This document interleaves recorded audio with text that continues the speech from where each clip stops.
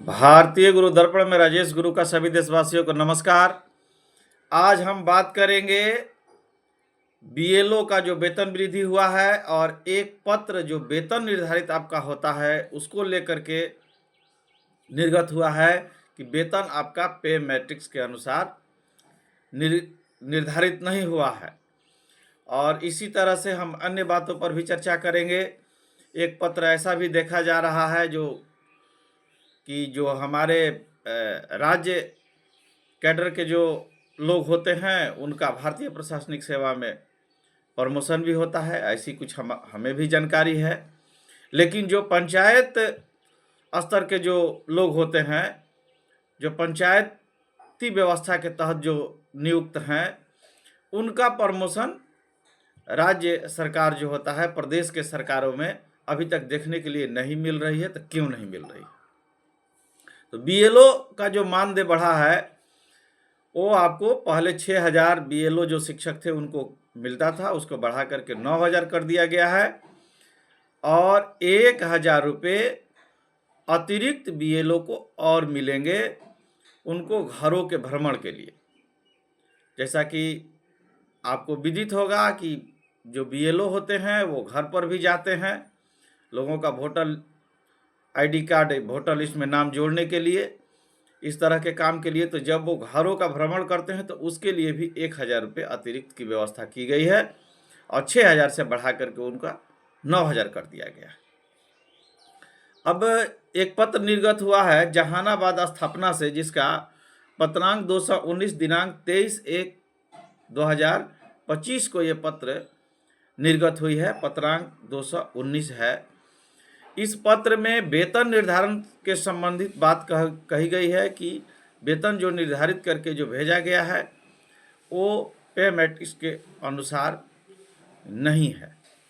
तो वेतन का जो निर्धारण है ये पत्र में ये बात तो कही गई है, लेकिन अब ये किनका वेतन, वार्षिक वृद्धि भी जनवरी में होती है या किसी शिक्षकों की प्रोन्नति मिल गई है, जो नियोजित शिक्षक हैं उनका वेतन निर्धारण के लिए ये बातें पत्र निर्गत हुआ है। इस पत्र को पढ़ करके हमें ये चीज़ें स्पष्ट नहीं हुई कि किनका, वार्षिक वेतन वृद्धि वालों का या किन्हीं को प्रोन्नति मिल गई है उनका। लेकिन अब हम यहाँ ये चर्चा करेंगे, प्रोन्नति तक बात आई है कि प्रोन्नति जो है, जो प्रदेश कैडर के जो लोग होते हैं उनका भारतीय प्रशासनिक सेवा में प्रोन्नति होता है। यानी जो प्रदेश कैडर में नौकरी करते हैं वो भारतीय प्रशासनिक सेवा में उनका प्रमोशन होता है। लेकिन पंचायती राज व्यवस्था के तहत जो भी लोग हैं उनका जो राज्य सरकार या प्रदेश सरकार में प्रमोशन होकर के वो नहीं जाते हैं, ऐसा अभी हमने नहीं देखा। तो ऐसा क्यों हो रहा है? इसकी सीधे जहाँ तक हमें जानकारी है कि इसके लिए नियम नहीं होगा।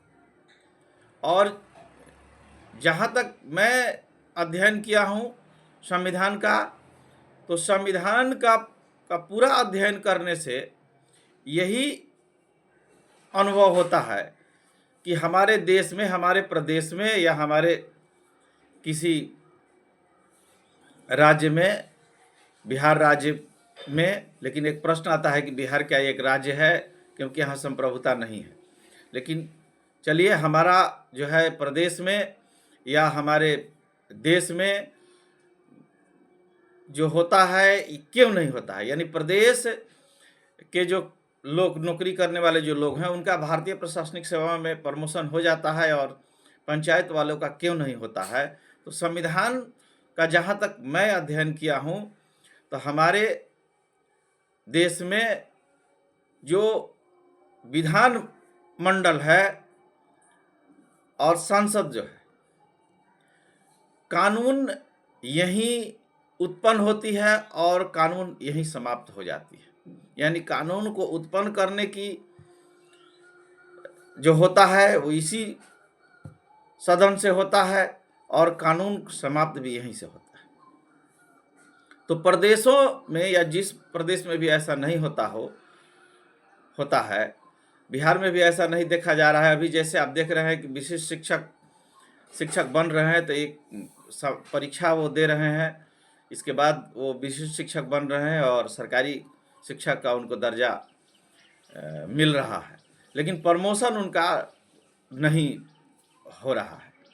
तो सीधी बात है कि ऐसा जो है वो बिहार विधान मंडल द्वारा जो है कोई नियम नहीं बनाया गया है, या मंत्रिमंडल द्वारा कोई नियम नहीं बनाया गया है, चूँकि राज्य मंत्रिमंडल और केंद्र मंत्रिमंडल द्वारा और विधानमंडल द्वारा और संसद द्वारा यही चीज़ें हैं जो कानून को उत्पन्न यहीं से होती है कानून, और कानून समाप्त भी यहीं से होती है।